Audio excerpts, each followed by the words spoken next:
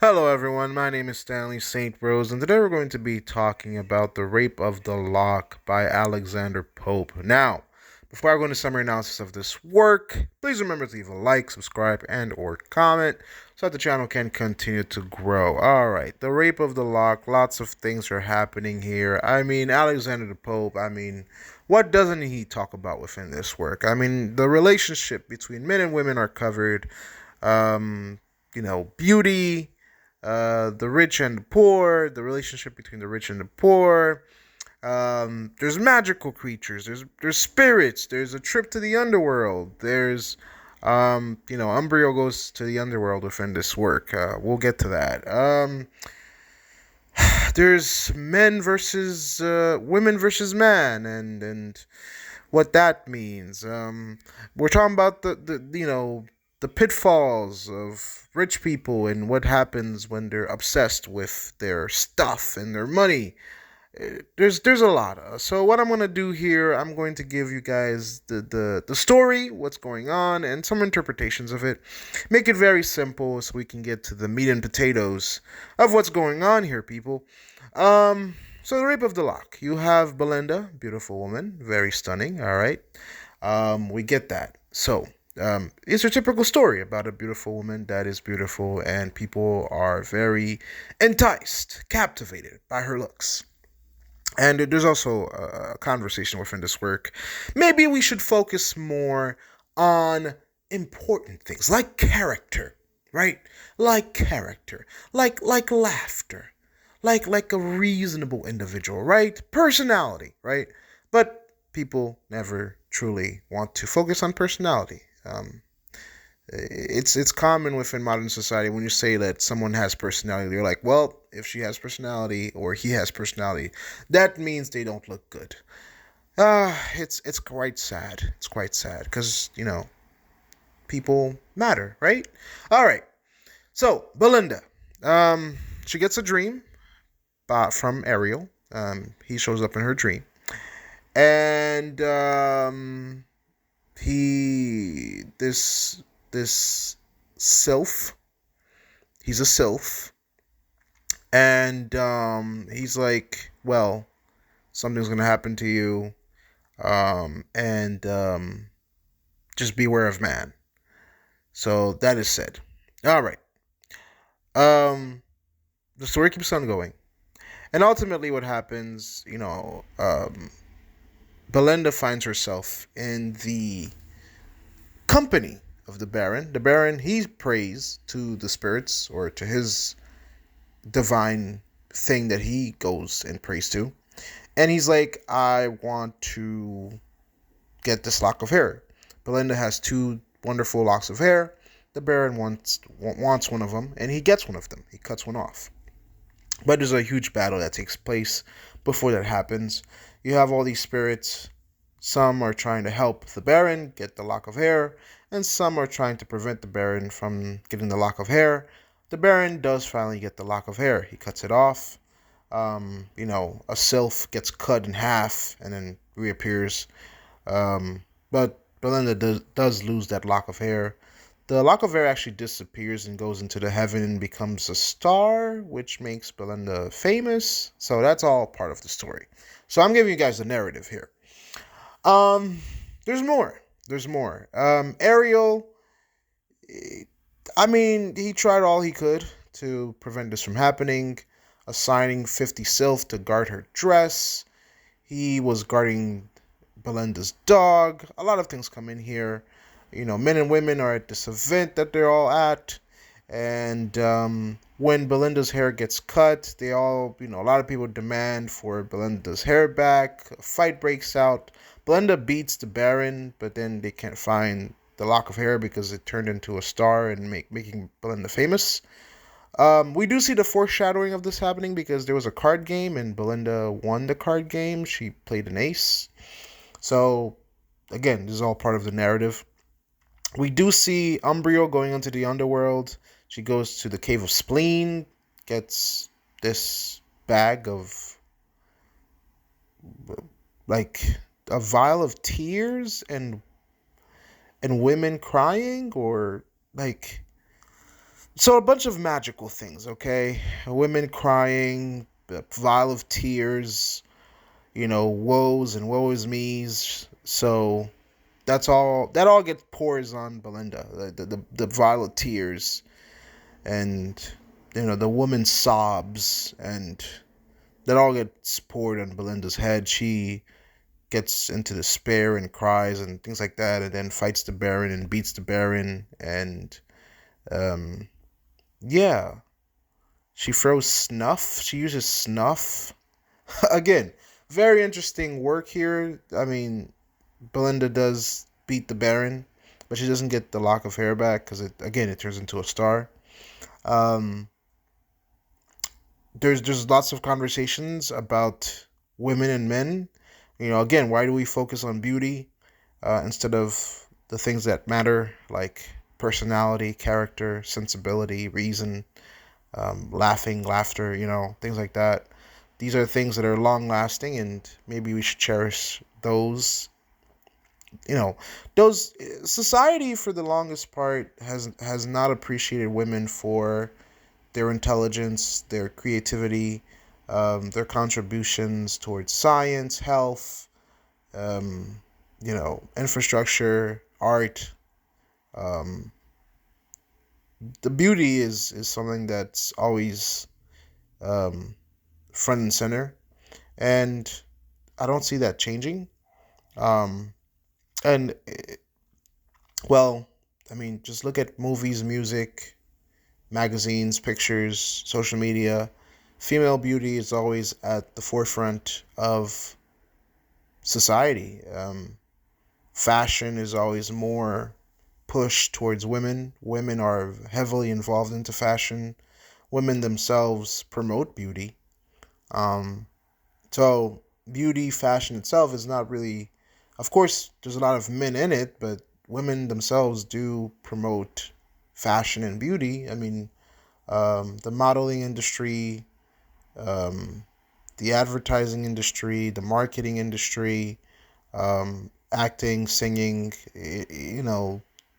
art and beauty is a lot of women go into those fields. So it's not just men pushing female beauty, it's also women pushing female beauty. Um, and even when you do have the conversation about female beauty within this work, it's quickly pushed down or it's met with disgust and people are not interested because well beauty feeds into people's egos. I mean, if you're the most beautiful woman on the planet, are you really going to speak against beauty? I mean, people feel good when they feel good. People feel good when they're the most attractive or good looking person in the room. I mean, people eat that up. They're like, yeah, I'm the man or I'm the woman. So it's really hard, especially for beautiful people, to tell them, let's not focus on beauty. I mean, when you're not that attractive, you're like, of course, we should focus on the more important personal things. But if you're attractive, if you're rocking the six pack, I think you might be less interested in not exploiting your gifts. Because, I mean, people who can run fast, they find a way to make money out of it. People who are athletic, they go into national sports and professional sports leagues.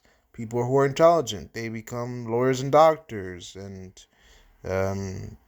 scientists and things like that. So people love the things that they can beat other people at, and the things that they're good at, they take it, market it, become famous off of it, make money off of it. So it's really hard to tell people who look good to not enjoy their gifts. So it's it's not an argument that will get people to change their minds because it's been going on forever. So again, that's a deep analysis right there. Again, that's a conversation that's happening all within this poem, within this text. There's also a conversation about rich people. I mean, in 1712, the aristocracy, the rich people, a lock of hair gets cut off, and you have all these women fighting and men fighting to just get the lock of hair back, and which kind of like is really funny. There's a lot of satire here because the hair is already cut off. I mean, when you get it back, what are you gonna do with it? Can you reattach it? No. So it's kind of very dumb. I mean, we're not told that it's magical hair. It doesn't give you magical abilities. So why is she fighting for the hair back? And the hair turns into a star and goes into the heavens. So again, there's a lot of like spiritual, magical things that are going on that that are like that's very funny, and this is satire. So Alexander Pope is also saying a lot of things about rich people and how ridiculous they can be when they're stuck in their world with money and power and prestige, and the things that they fight over are quite silly. So that's being said within here. In terms of the narrative, you do get Umbrio, going to the underworld. I mean, so there's a whole spiritual aspect of how the sprites and the sylphs mess with human behavior and human interactions and how they can change people's moods and behaviors. Um, so that's a lot to be said there. Um, so yeah, in the end of the work, I mean, Belinda wins, just like she won in the card game. But she doesn't get the hair back, but she does win the battle against the Baron. Um, and in terms of deeper meaning and analysis, I mean, again, the narrative can go on forever. The analysis can go on forever. There's several interpretations between what beauty means to women. Um, how important is it? Will women give up beauty for internal gifts and um, internal value? Some women have, but I don't think that will ever happen because, beauty is something that humans love. We love beautiful things, flowers, sunset, sunrise. We crave beauty. We want beautiful things, beautiful cars, beautiful houses, the countryside, natural landscapes. I mean, humans want beautiful things. We're always seeking things that are physically pleasing to the eyes, right? We want things that look good. And to say that we will abandon beauty, I don't see that happening anytime soon. We could definitely the personal things, in terms of relationships, romantic relationships, friendships, family relationships, acquaintances, um, personal qualities, internal qualities are much more important, are much more fulfilling. But a lot of people don't understand this until they're like old and gray. Young people in their youth, people who are in their prime, the physical things. I can run fast, I can jump, my athleticism, my beauty, my physical attributes. People are always obsessed with that, and some people they don't give that up until they're like in their 70s. So, because a lot of people in their 40s and 50s, they try to stay young as much as possible. And some people even try in their 60s. It's not until they're 70 years old, people are like, all right, it's just getting ridiculous at this point. I mean, have you ever seen a grandpa with like black hair? It just doesn't look good. I mean, you have an old face with young hair. I mean, who are you fooling? You're not fooling nobody, all right? It's just, no. So, again, there's a huge discussion about beauty within this work. A huge discussion about the rich and how ridiculous they can be over trivial matters. Um, the spiritual aspect and the spirits, the sprites, and the selves. I mean, there's a whole battle there, and how these spirit things come into work within this work. Um, but in the end, I mean, for I mean, I guess we can say it's a win for women. Um, but I mean, Belinda does beat the Baron, but I mean, she's still fighting for her beauty. So does beauty prevail here? That she's going to keep fighting for her beauty? Because I mean, she fought for the lock of hair, and she won. But I mean, she loved to be beautiful, so uh, she's upholding her beauty. Um, so I mean, if beauty is certainly beauty is a very important thing for women, but again, there's more to the woman than just her looks. Um, so that's something to think about.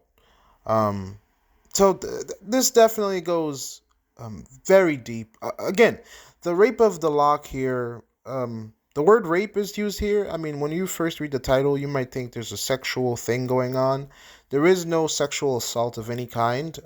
The modern definition of rape is not the same definition of rape that was used in 1712 when this is published. Rape at that time could also be used for theft. So the title could also be the theft of the lock, and that would make sense because the Baron stole the lock without, he cut off the hair without permission. So it's also the theft of the lock. So rape is the definition was much different. Again, the word rape was not used the way that it is used today until um, the 20th century. And right now we're in the 21st century. But the word rape wasn't really used the way that it is used today. Today, specifically, the word rape is used for violent sexual assault. More specifically, a man forcing sexual activity on a woman. That is not what's going on here. There's no rape taking place. So that, when I was going through this text, I was like, well, this doesn't really make sense because there's no physical assault going on here. So there's a much more easier definition of the word rape that is being used here, and it specifically is leaning more towards the word theft. So that shows you how definitions change over time. So again, you could always look at it as terms of consent. There was no consent to steal the lock by the Baron, so you could always also, look at the word through that lens, that she was assaulted in terms of her body was touched, her hair was cut off without her consent.